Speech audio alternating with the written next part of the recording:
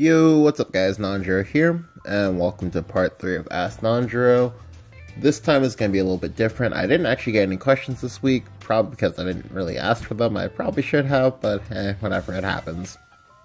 Alright, so this week I'm gonna actually talk about a subject that I was supposed to talk about in week 1, but kind of skipped over just because it was going to be a little bit of a long video. The question was asked by at Nighttime 3. Why are people so salty? Is the game really that bad? Now, okay, so for me personally, this is, I guess, slight bias, and also at the same time, just like a sort of objective opinion. Yeah, I know that sounds contradictory, but it's true. I don't think the game is that bad in the strictest of senses. Now, this is obviously, of course, for the most part, somewhat ignoring this current expansion, but for the most part, I think that for a lot of people, where the majority of your salt will come from is when you lose. Now, for me personally, usually losses are, they're something that helps you grow. Granted, some losses you're going to lose to bricks, and some losses you're going to lose to god hands. But it's important to remember that obviously not every game is going to be like this. There are going to be some games where you misplay by making maybe like 1 or 2 slight mistakes, which at the time probably seem like the correct play to you, but when you go ahead and you like review it later, because again, I'm a very big advocate of every single game you lose, you need to go ahead and just take a break for a bit, take like a 5-minute break, especially if it made you salty, and just come back and just watch the video again. Just because there are certain things that you can do, which again, will seem okay at the time, but are actually a misplay when you think about it further on, especially when you're not in the game and when you have a clear state of mind. But anyway, back to the thing. Yeah, some people get salty about a lot of different things in card games. I do think that at the moment, a lot of what people get salty about is these sort of things that they kind of, I don't know, like, just magically, like, don't expect from card games.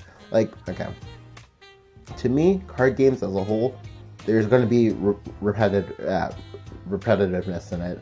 Like, there's no escaping that. Like, if you play a game where there's a competitive setting, you're going to face repetitiveness, because at the end of the day, people want to win. So they're going to do whatever helps them win in almost any way, shape, or form possible. Like, granted, they're not always going to go out of the way to go ahead and do some crazy like DDoS you or anything like that, like you would see in other games. But they are going to be playing the best decks, and they're going to be doing everything in their power to win. Like, there are certain fallacies that people kind of fall into, such as, for example, if you feel like a deck is like wins in too unfair of a way, that you just like won't play it. That's incorrect. Like, great, yes, you should play decks that you enjoy playing, but you shouldn't just like straight up just like not play a deck when it's the best deck in the meta, and you want to actually do well. Like, if you yourself aren't a good deck builder, then maybe you should probably, start looking into some of these net decks, just because clearly these are tried, they're tested, they're working. And if you're not going to do that, then you need to either get better at deck building, or conversely, you need to be able to branch out and reach out to other people, see what they're doing that's working, especially the people that who don't play whatever the best deck is. Like, for example, myself, I almost never play whatever the best deck is. I usually either play Dragon, or I play some kind of Sword, or I play some kind of, like, Shadow deck or whatever. The other thing that's a really big thing is that people get salty about things when it seems like unfair. Like, for example, I know a lot of people have been complaining about the recent change to the 2 legendary per class system each expansion, just because and I quote, people feel like side games are being greedy by doing this, when that's actually not really the case. By making 2 legendaries per expansion, you kind of you get to like broaden your horizons of what each of your classes are doing. Like for example, imagine if last meta that we had only gotten mints for a legendary, or for example, if we had only gotten say Eidolon for a legendary or something like that. Like in the case of Eidolon, that was the only legendary. That was the only legendary that we got in its specific set. But you get where I'm going with this. Like with two different legends, you get like more room for more decks, because usually you base your decks off of your legends. Like for example, Mid-Range Shadow in its current form revolves solely around Nektar, as well as say Ramp Dragon last expansion revolved pretty much around Ouroboros. It just gives you more design opportunities in doing this. However, again, people are like, no,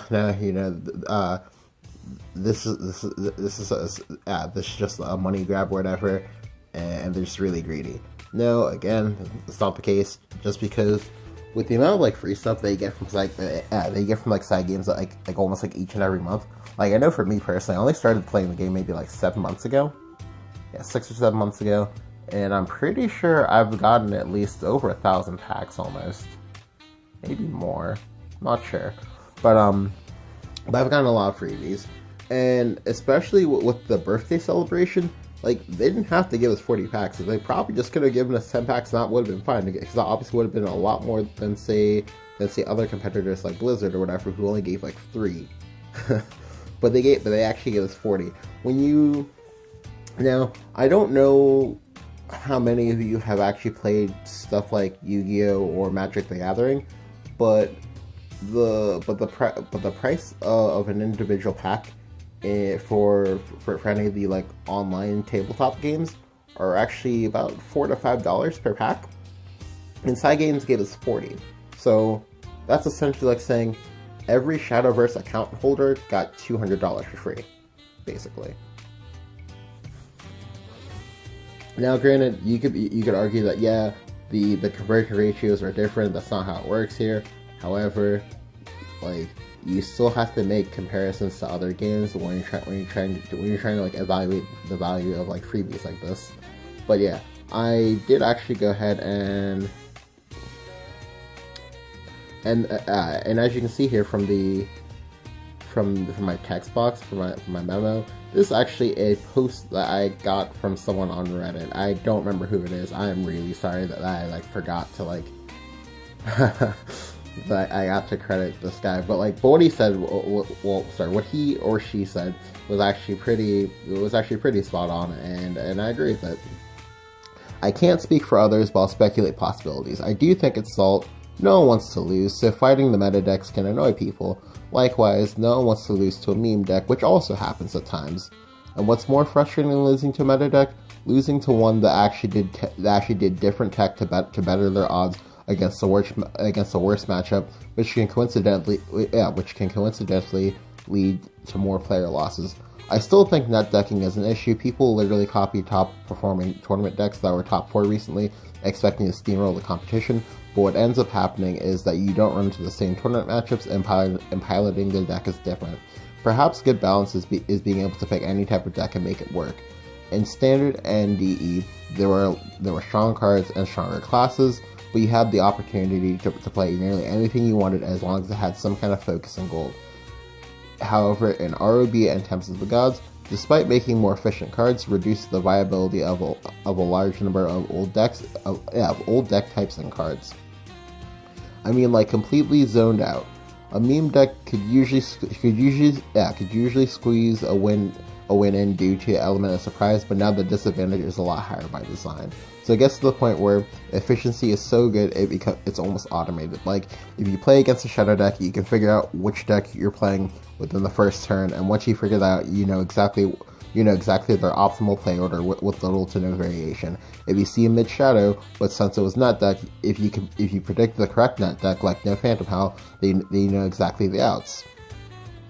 There are people who think they should win because they can predict every opponent's play. there are also people who hate the fact that they lose despite knowing exactly what the opponent could and would play. It's not even a top deck thing. It's just the opponent straight up having the cards, and hence most of the plays each turn was already preset with little variability. The broader issue is not having the fun part, or is probably the not having fun. It's already bad. The deck efficiency allows people to beat you regardless of what you have. Then some opponents get lucky and get the right top deck despite pacing the game in your favor the entire time. Then there's tech options that stop your plan from working when the opponent made an adjustment to the deck to be less predictable and cover more situations in exchange for being less redundant. Then there's getting bored of playing the same decks over and over again, regardless if it's decks you play or decks you see. Sure, the former kind of sucks since you want a variety. When the latter strikes and you're simply not enjoying playing, then there's a real core issue here. The funny part is that even though Shadowverse isn't hampered by RNG, it does create the mentality of people expecting to learn from deck optimization alone. Alright, so I'm just going to touch on a few parts here. I'm just going to scroll back up to the top. Again, I agree with him on the no one wants to lose and fighting the meta decks to annoy people. However, if you play on ladder or if you play in unranked, you need to expect to see generally the best decks most of the time, especially if you're high up in rank. The reason why you're going to see these is because when you're doing dailies, most people just do their dailies in unranked. Yes, there are some people who do their dailies in ranked because they don't care, but most times you're going to see people doing their dailies in unranked. And usually in unranked, you're going to see a lot of people just like testing their decks before they can get the ladder, or conversely, you'll see people like myself actually who doesn't actually play / enjoy all 7 classes, and as a result, like if I'm forced to play a class that I don't like or whatever, I'm going to play the best list for that class so I can get these dailies done and I can go back to playing what I actually enjoy. Now, so I do think that there's some blame on Cygame's part for making the missions the way that they are, especially since we now know that there is in fact the technology to make it so that we could just do these missions in story mode and actually just like complete them there. And I think that if we had that, we could actually, get these done a lot faster and without much headache or like frustration, and we could actually just, happen rank for just, being like a place where you just test meme decks versus people. The other part that I agree with is the losing to meme decks. Losing to meme decks is actually some of the most frustrating stuff you can have in a game, just because, especially when it happens in stuff like ranked, just because you're here trying to take the game seriously, and then you have this guy who he's playing for fun, but his fun comes at your expense. Now, this is true of any game that you will ever play, because generally how games work is you want to do unfair things to make your opponent very, very frustrated. However, I don't know. There's some kind of there's a distinction between competitive unfairness and then meme unfairness. Like, for example, I actually haven't minded losing to some of the meta decks. Like, for example, in Tempest of the Gods, I did not mind losing to Dragon or to Mid Shadow. In ROB, I did not mind losing to Dario. It was just one of those things that it happens. However, the most frustrated that I've been this meta is the most frustrated that I've been with this game as a whole is actually during this expansion, because I've lost to almost every single meme deck that I said was going to be a meme, and that someone was going to do it, and I was going to laugh, and then it happened to be me, and then I wasn't laughing. To give you a quick rundown of some of these memes, the one that made me the most mad actually was actually Tilting at Windmills. I don't think Tilting at Windmills is a good deck. I just don't. you're basically hoping that you get an opponent that's like forced to leave something with very, very high attack on the board, and that you can find all of your combo pieces, and that you can go Hamsa, Hamsa, Hamsa, and then kill them.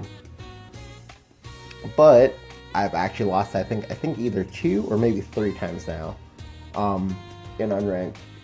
And the most frustrating the most frustrating part about that is that each time it happens, I'm always playing Dragon, and I can't find a Bahamut for those tilting at windmills. Like, if I found a Bahamut, then I won, just because like there was no way he was going to be able to get a second tilting into play. But I don't, and it's frustrating when that happens. Like I remember my exact words when it happened. I was like, maybe I should quit this game. But that's just one of those things that like it happens sometimes. Like that's one of those things in which you need to classify it as this is a bad beat, and this is one of those like almost one in a million things that bell curve wise, I just happen to be that 1% that just I lost to this, and you gotta like make peace with that.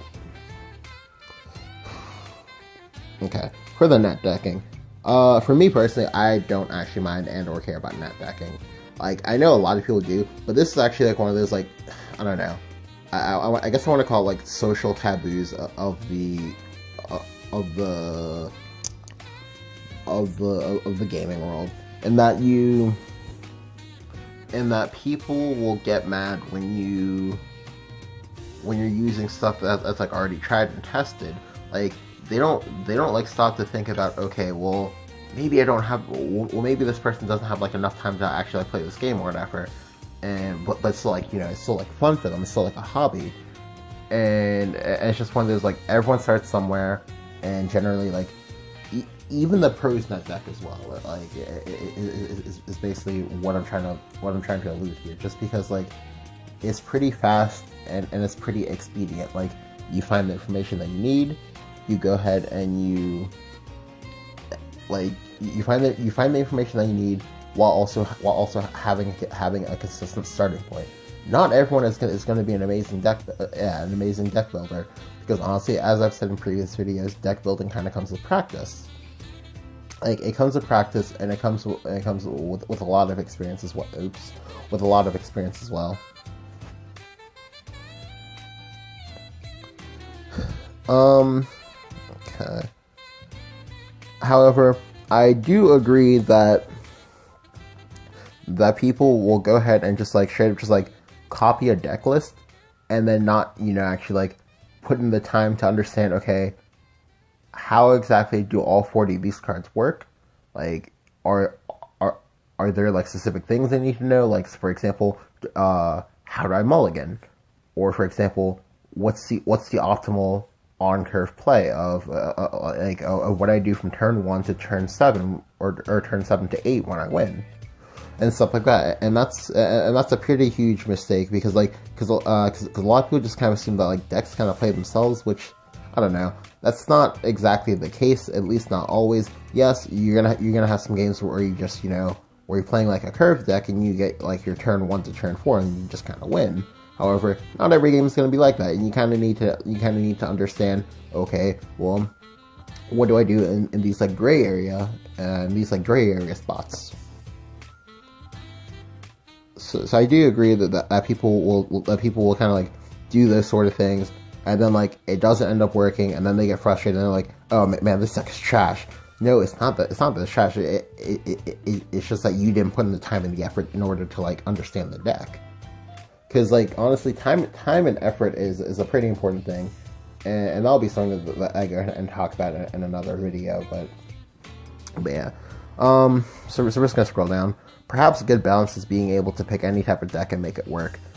I don't know. Like, I think, okay, so that's like what a lot of people want. However, I don't think that's good balance in the strictest of senses, because when anything can work, that's all well and good if you're a casual player, but as a competitive player, I don't actually like it that much. But maybe that's just me.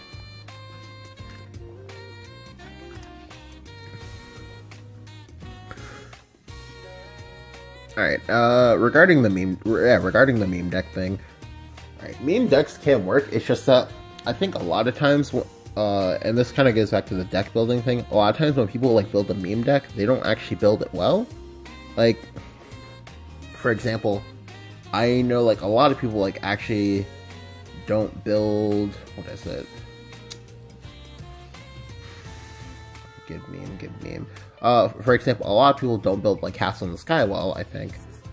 Like, and that's been a huge part of why you haven't, like, actually seen, like, Castle in the Sky, like, you know, win a tournament or anything like that. Granted, there's also just, you know, not many people that, like, want to play the deck in the first place, but hey, you know, that's a whole different thing.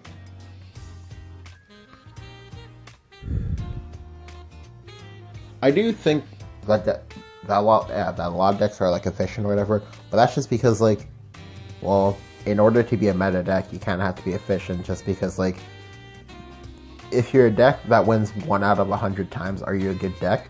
Probably not. But if you're a deck that can win, at least 5 out of 10 times, and maybe more if you're a good pilot / you draw well, that's probably a good deck, just saying.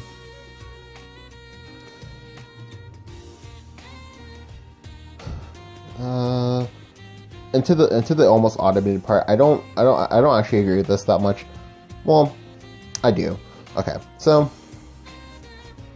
I agree with it insofar as much as, well, you should actually, you know, when you play, you shouldn't just be thinking about, okay, well, what am I doing next turn? You need to be thinking about your opponent's outs. Like, for example, there are certain key turns for each and every deck, they have to, like, worry about, okay, well, what's gonna happen here? Like, for example, versus Dragon and versus Haven on turn 6, you need to be asking yourself, on turn 6 for Haven, and when Dragon has 6 mana, you need to be asking yourself, okay, how hard do I want to play into Them's Decree or Breath of the Salamander?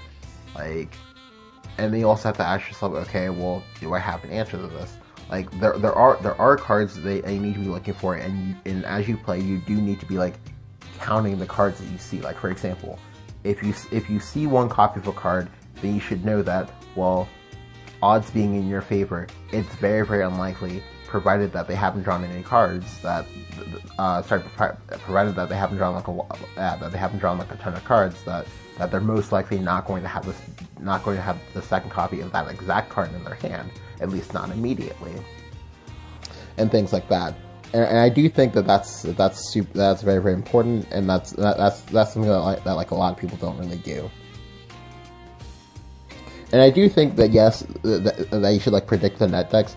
However, here I agree with the statement and disagree about, like, with the people who feel this way, that there are people who think that they should win because they can predict that they can predict every opponent's play. I agree with this insofar as much as, well, if you can predict their play, and you have a hand that lets you capitalize off of this, then yeah, you can win. However, I don't think that you should be given the win just because you can do that. Like, because you still have to remember that, well, deck power is important, as well as how well did you and your opponent draw. Like, in an equal game of equal skill, then yes, it's gonna be a lot easier for you if you're making the reads and you're making the predictions. However, you are not supposed to win each and every game. Like, that's just not how life or card games work. It's just one of those, like, impossibilities. And yeah, like, there are people who hate the fact that they lose despite knowing what the opponent could and would play, like, because yeah, like, it sucks when your opponent has the answers to exactly what you're doing. Like, but that kind of goes back into the sense of unfairness thing. Like, a lot of people just, you know, they hate to lose, and when they lose, a lot of people will, like, make mistakes, they'll use self-limiting excuses for why they lose. Like, you will almost never see someone who like when they lose, they'll straight up be like, oh, well, I misplayed, so I lose. Like, they'll almost always find some excuse to not take any blame on themselves. If you lose, it's usually it's usually like one of like 3 or 4 things. You drew a bad hand, or your opponent like not drew you. However, more often than not, it's usually you took 1 or 2 lines that you weren't supposed to take, and you got punished for it. Like,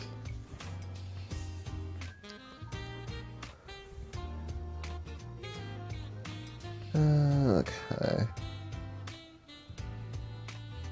Alright, so for the not having fun part, this part is actually kind of interesting to me, because fun is subjective, to be honest. Like, for my definition of fun, you might not agree with it, and I might not agree with your definition of fun. Like, you should obviously like try to find whatever's fun for you, but you should also like find ways to make your own fun, if that makes sense. Like, for example, for me, what I find fun is I find playing obscure decks, as well as, well, not like super obscure, but just, you know, obscure enough that like maybe it's like tier 3 or something like that. I find like making like lists like that work. Like, for example, like whenever I get like users submit like ideas and whatnot, and I go ahead and make a list with it. Like, for example, my support canon list that like someone asked me to make, then yeah, like that's what I find fun, and that's what keeps me like wanting to play the game.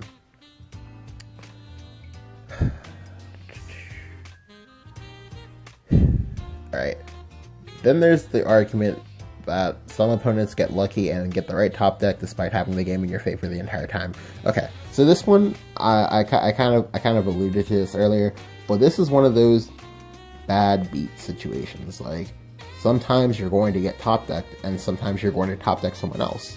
Like, I talked about this a little bit in some of the videos I have, in which I just like completely just like steamroll my opponent. It's important to remember when you nut draw someone, as well as when someone else nut draws you.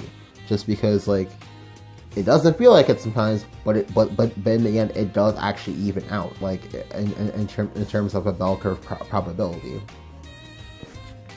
Because it's really important to stay kind of neutral in these things, so that way you don't like let it get to you too much. You don't get like super salty about it. Because I think a really important part of like playing any game, or just, you know, doing anything in life, is being able to stay at least net neutral, if not positive.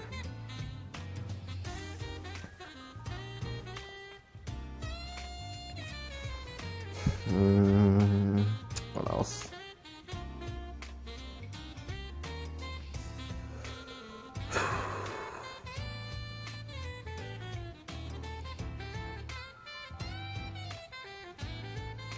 Okay. Alright, but that's pretty much all of his comment, and then we're gonna look at what my friend Gumi at ZSN said when I was talking to her about it. It's really just a rule of CCGs. Even if everything has a perfect 50% win rate, with everything else with no fluctuations whatsoever, somehow people will still find a way to bitch about something. Cause I don't know. Cause obviously, again, each and every person is different. We all have different values, different things that we like, and different things that we hate. Like, there are a lot of people who like, okay, a good example is,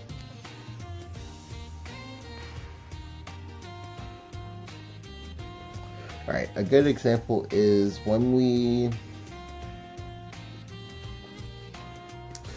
got, for example, when we got the news that we heard that there was going to be like 2 legendaries per each set, last set, and then again this set.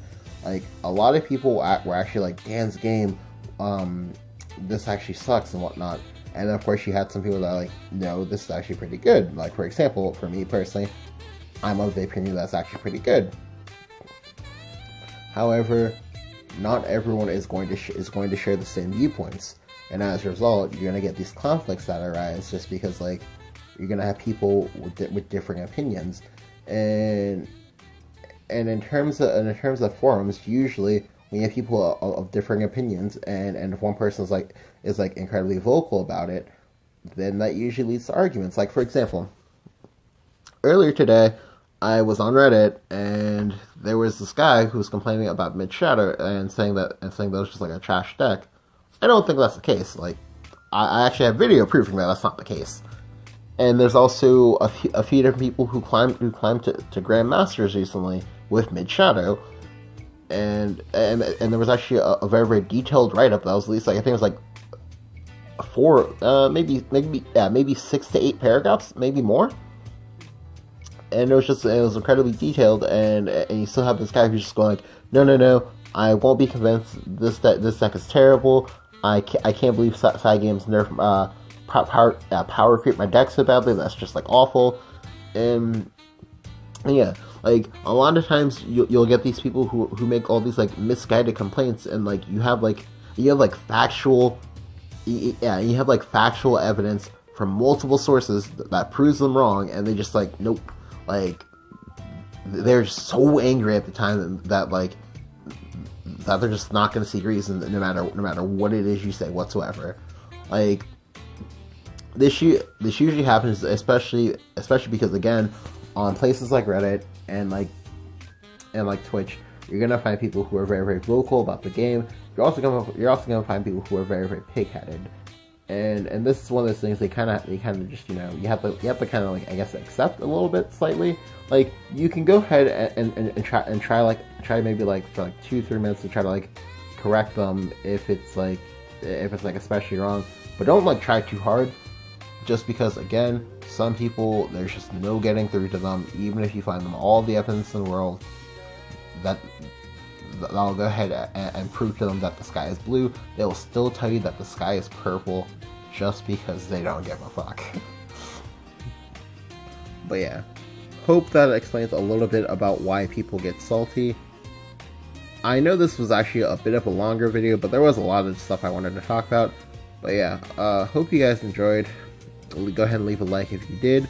Go ahead and leave me some questions down in the comments below, or go ahead and leave me some questions on Twitter if you have a question that you would like for me to answer next week during Ask Nanjiroh. Thank you guys for